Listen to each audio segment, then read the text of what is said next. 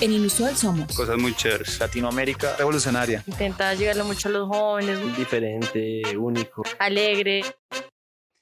Salí jodido la última vez que a alguien yo confié. Me compré una Forti y a Cupido se la vacié. No me vuelvo a enamorar, no me vuelvo a enamorar. Sigue tu camino que sin ti me va mejor. Ahora tengo otras que me lo hacen mejor. Si antes yo era un hijo de... Para. Hasta ahora ahí. soy peor, ahora soy peor, ahora soy peor por ti. Hola, inusuales. Estamos de nuevo con Pavel e Irene para hacer la segunda parte de el reggaetón en la literatura. Es que ya no sé si es en la literatura cultura, o en la literatura, cultura, en el, o sea, como en el una feminismo. realidad, o sea, como una estamos realidad ineludible. defendiendo el reggaetón. En eso nos habíamos quedado la vez pasada, que habíamos llegado con Irene. Defendiendo no necesariamente. Nosotras sí. Yo no. Y no estoy ni atacando ni defendiendo. En el capítulo anterior nos habíamos quedado en que Anuel y Karol G tienen canciones que eluden al amor cortés, ¿correcto, Irene? No, que aluden, sí. Sí. Bueno, entonces para este capítulo, no sé con qué canción quieran empezar o... No, ya leímos, no. O sea, como yo leí, me toca empezar. No, es interesante porque tampoco mi papel aquí o mi intención es ser, digamos, de alguna forma, bueno, aclaro que no comparto en lo absoluto la estructura musical, ni lírica, ni nada del reggaetón, pero pues tampoco se trata de desestimar argumentos que se puedan dar en función de una revisión temática de la cotidianidad. Yo creo que hay un elemento muy interesante y es que en efecto tenemos unas narrativas de conducta social que están muy limitadas a nuestra naturaleza y a nuestro deseo. O sea, lo que nos impone las herencias, las colateralidades de las morales éticas, de la pecaminosidad, de la sexualidad y demás, nos ha llevado de alguna forma a tener por virtud, por ejemplo, la virginidad, a tener por virtud la monogamia, en fin, cosas que pueden ser altamente cuestionables porque de alguna forma son coaccionantes de muchos elementos que te podrían discutir.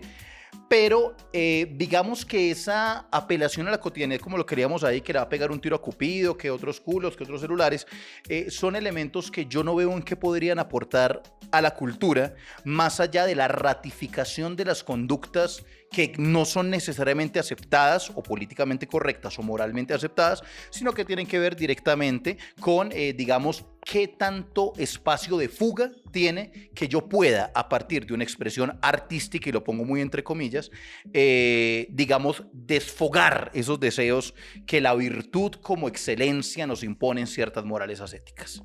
Pero creo yo que el problema que tiene la mayoría de personas con el reggaetón es porque, listo, saca a ver como todas esos deseos que todos tenemos, pero como que no se admiten tan abiertamente. Entonces siento yo que ese es como el principal problema que la gente encuentra. O sea, pero pues a la larga está hablando, listo, está hablando de sexo, pero son cosas que es un deseo que todos tenemos.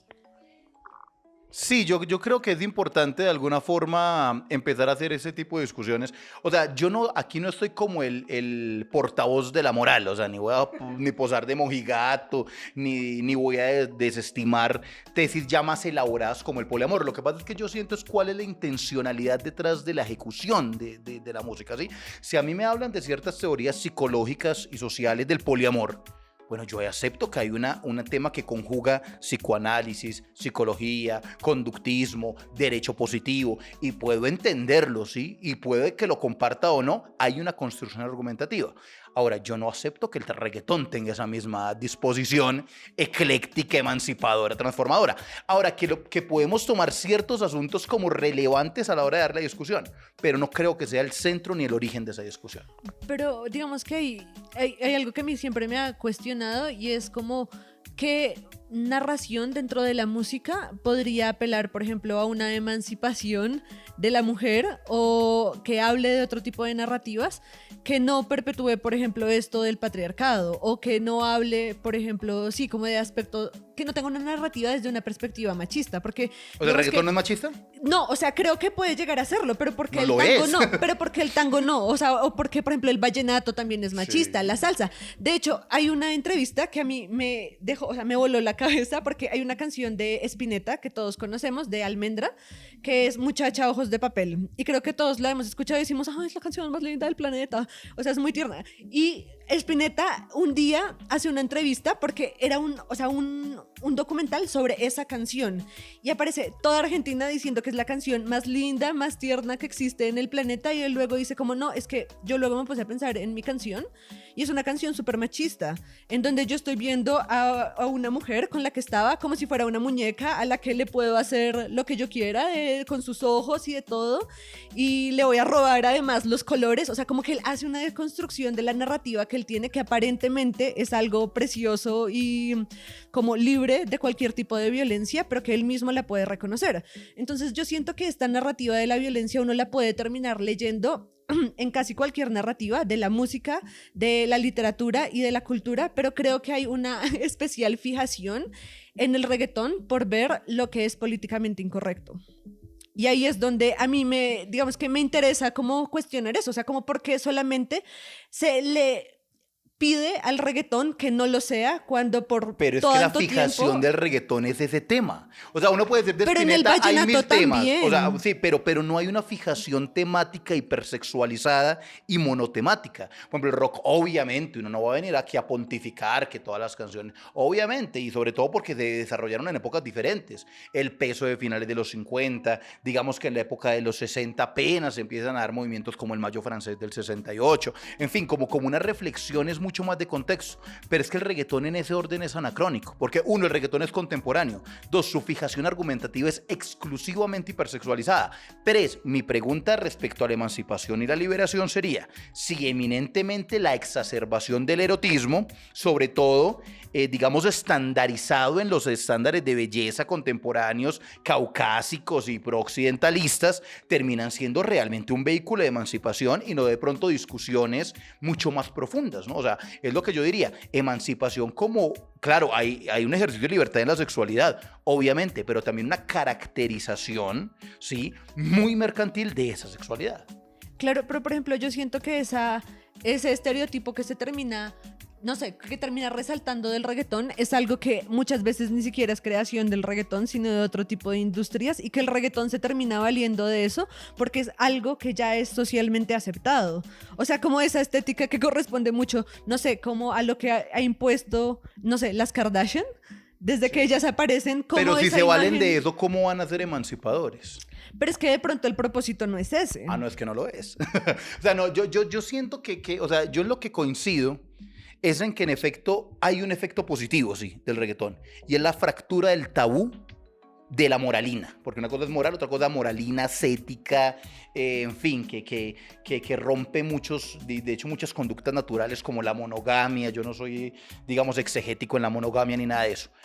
Ahora, lo que le entiendo a Irene y lo comparto es que sí, no creo que haya la intencionalidad de hacer eso, pero en última sí lo termina haciendo. Es decir, respecto al que interpreta y pueda o tomarlo de forma literal, es decir, la exacerbación de las pasiones, o se puede hacer desde una perspectiva crítica. Pero es que desde el inicio el reggaetón en Puerto Rico, por ejemplo, nace como un pues no movimiento, como también para molestar a las clases más altas, pues nace en los barrios bajos. Entonces con el baile de las letras es como molestar a las clases más altas del mismo Puerto Rico. Entonces también se puede mostrar que nace como una especie de lucha. Si bien reúne muchos ritmos diferentes, no sé, el dembow, el mismo reggae, que el reggae es una lucha completa, pero pues va aparte. Pero no creo que sean comparables. No, por eso dije, va aparte. Sí. Comparten un cierto ritmo, pero Y el reggae poquito. es de capítulo más adelante, Y no poquito. lo vamos a tocar acá.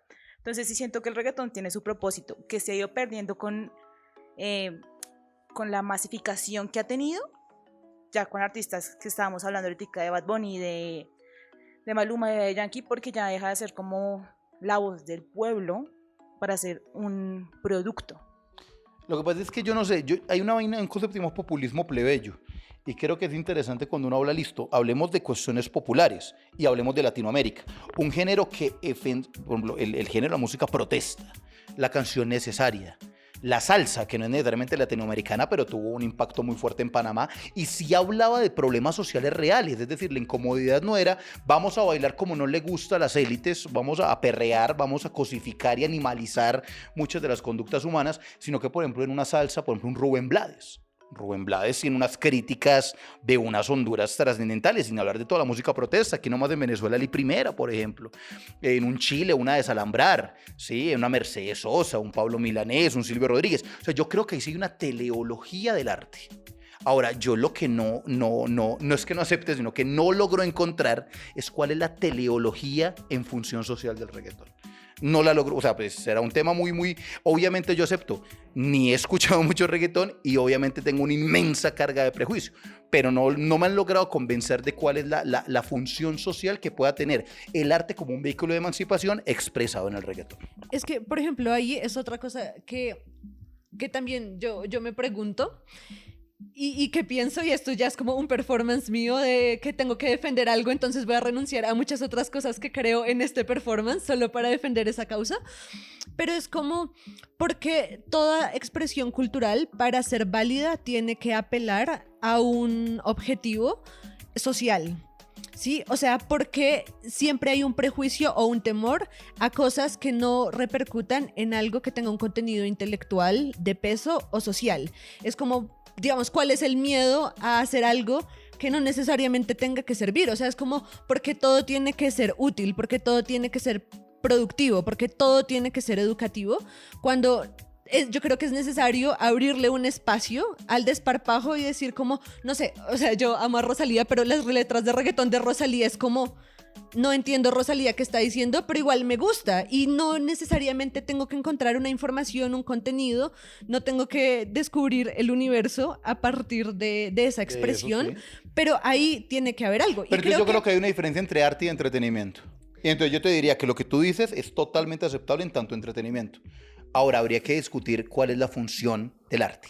Pero es que porque el arte tiene También que es ser es funcional. belleza, y no, pues, si a alguien le Claro, y es gusta. que la estética es una forma de acceder al conocimiento. Toda la teoría estética es una forma de acceder al Pero conocimiento. digamos, si el arte es funcional, ¿no sería como un ornamento? Ahora, la cuestión, por ejemplo, si nos vamos a temas más en letra minúscula que tenga que ver con listo, ¿cuál es la necesidad de un bien común? Bueno, preguntémosle a Hobbes cuando habla del estado de naturaleza.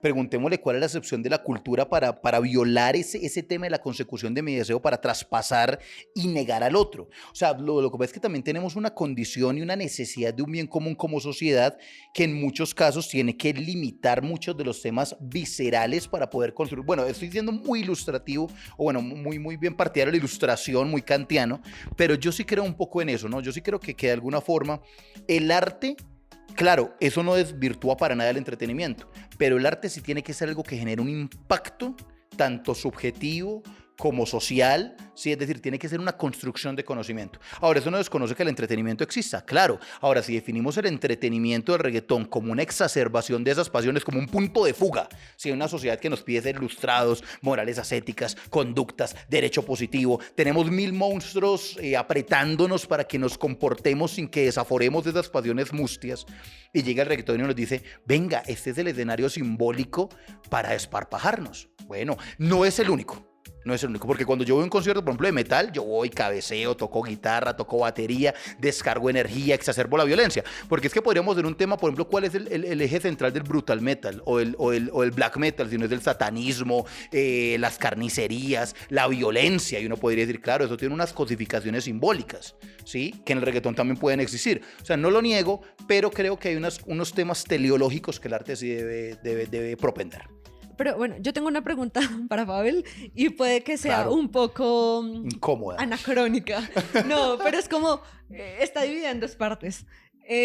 ¿Tú crees, por ejemplo, que Ovidio es arte? Sí. La cara. sí. Ovidio es arte, ¿cierto? Todos dicen que Ovidio es arte. Sí. Ovidio es arte.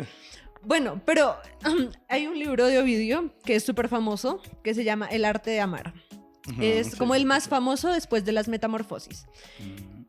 A mí me gustaría preguntar, por ejemplo, ¿qué diferencia uno puede encontrar entre ese manual de cómo ser un amante estupendo con una canción de reggaetón? La estética. No, Pues que- para no mí la estoy segura. estética. O sea, Es yo- como decir, es como comparar el realismo sucio de Bukowski con el reggaetón, ¿no? Tiene una estética distinta. No, o sea, yo creo, o sea, ahí en eso yo no estoy del todo de acuerdo. O sea, digamos, Sí. Ovidio, ¿qué te dice en su libro? Es como cómo conseguir que una mujer te quiera.